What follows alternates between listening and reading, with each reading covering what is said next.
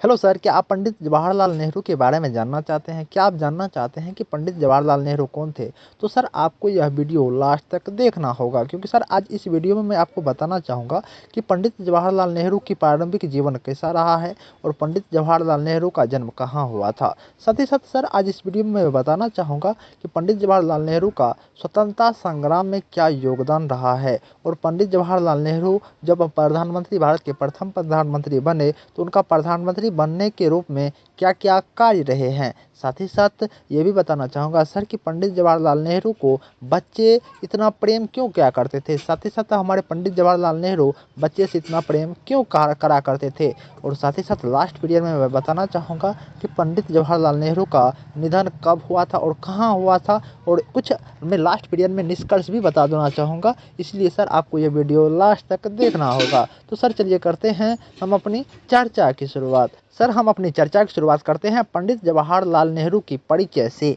Sir Pandit Jawaharlal Nehru Bharat के प्रथम प्रधानमंत्री और स्वतंत्रता संग्राम के महान नेता थे। इन्हें बच्चे बहुत ही ज़्यादा पसंद किया करते थे, इसीलिए बच्चा इन्हें चाचा नेहरू के रूप में पुकारा करते थे। और सर उन्होंने, हमारे पंडित जवाहरलाल नेहरू ने आधुनिक भारत की नींव रखी और देश को नई दिशा दशा दी सर, क्योंकि सर हमारे भारत के प्रथम प्रधानमंत्री न थे हमारे पंडित जवाहरलाल नेहरू।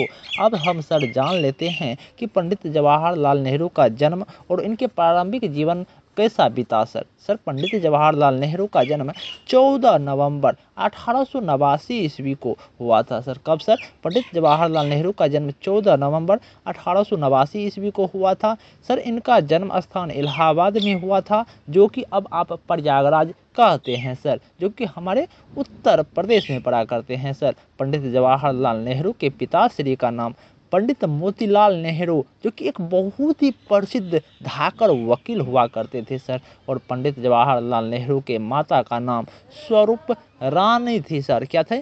स्वरूप रानी नेहरू थी सर। कहा जाता है सर कि नेहरू जी ने अपने प्रारंभिक शिक्षा भारत में ही प्राप्त की। कौन सर? पंडित जवाहरलाल नेहरू।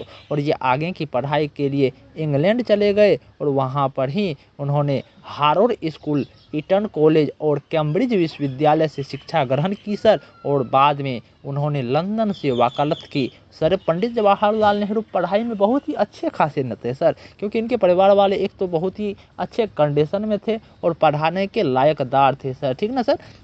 अब हम सर जान लेते हैं कि पंडित जवाहरलाल नेहरू का स्वतंत्रता संग्राम में कैसा योगदान रहा है सर। क्योंकि सर जब तक आप भारत के प्रथम प्रधानमंत्री के हर एक कार्य को नहीं जानेंगे, तब तक आप कह सकते हो कि कहीं पर भी इनके बारे में बखान नहीं कर सकते हैं सर। सर तो अब जान लेते हैं स्वतंत्रता संग्राम में पंडित जवाहरलाल नेहरू का क्या योगदान रहा है सर।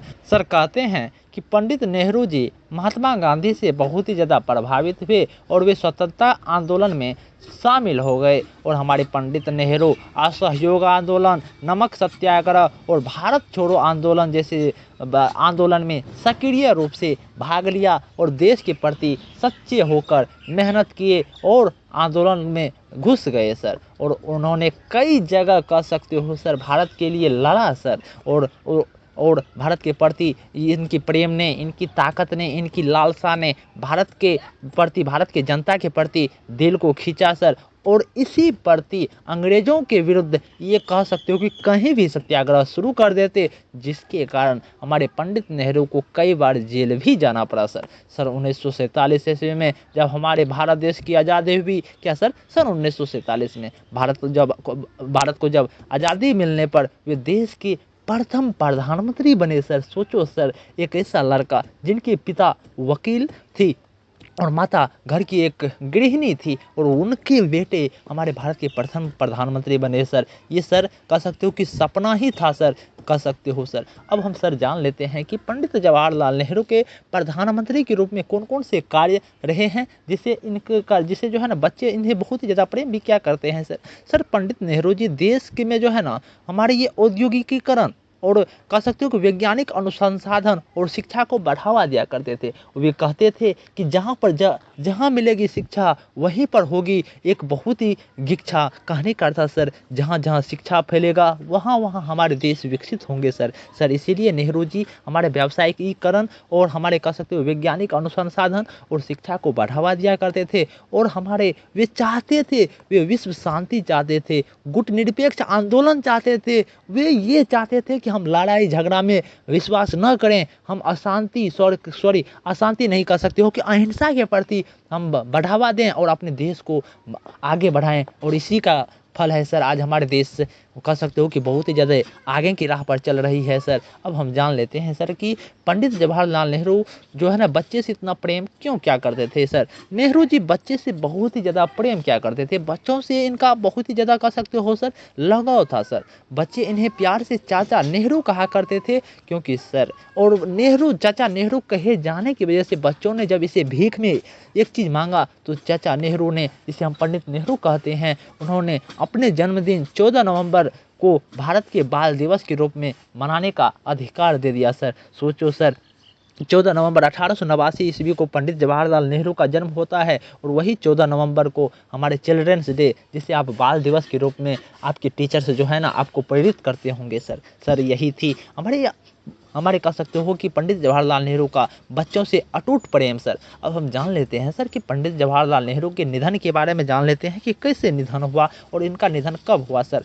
पंडित जवाहरलाल नेहरू 27 मई 1964 ईस्वी को पंडित जवाहरलाल नेहरू का निधन हुआ सर। इसमें कोई दोहराई वाली बात नहीं है सर। इनके जीवन देशभक्ति और मानवता और आधुनिक सोच का मिसाल है सर, क्योंकि पंडित जवाहरलाल नेहरू का सोच ही था कि देश को बदलना, देश को विकसित देश में बदलना, विकसित भारत में बदलना, जिसकी वजह से यही आज का फल है कि भारत देश एक विकसित देश बन गया है सर। अब हम पंडित जवाहरलाल नेहरू के रूप में मैं आपको निष्कर्ष दे रहा हूँ, जिससे कि आप भी अपने जीवन में वो काम कर सकते हैं सर। पंडित जवाहरलाल नेहरू ने अपने संपूर्ण जीवन में भारत को आगे बढ़ाने, बच्चों को भलाई करने और समाज में समानता लाने के लिए कठिन परिश्रम किया है सर। ये काम आप भी कर सकते हैं सर। और जो है ना आज उनका ही योगदान है कि हम सभी भारत के बच्चे, हम सभी भारत के सिपाही एकजुट होकर, हम कह सकते हो हिंदू मुस्लिम एकजुट होकर भारत को विकसित भारत के रूप में देखते हैं सर। यदि आपको यह वीडियो पसंद आया होगा तो आप इस चैनल को लाइक कमेंट सब्सक्राइब जरूर करेंगे। और सर ये भी बताएंगे कि आपको नेक्स्ट वीडियो किस टॉपिक पर चाहिए, जिससे कि जो है ना मैं भी प्रेरित होकर उन पर वीडियो बनाने का काम करूं। सर यदि आपको यह वीडियो पसंद आया होगा तो आप इस चैनल को लाइक कमेंट सब्सक्राइब जरूर करेंगे। नमस्कार सर।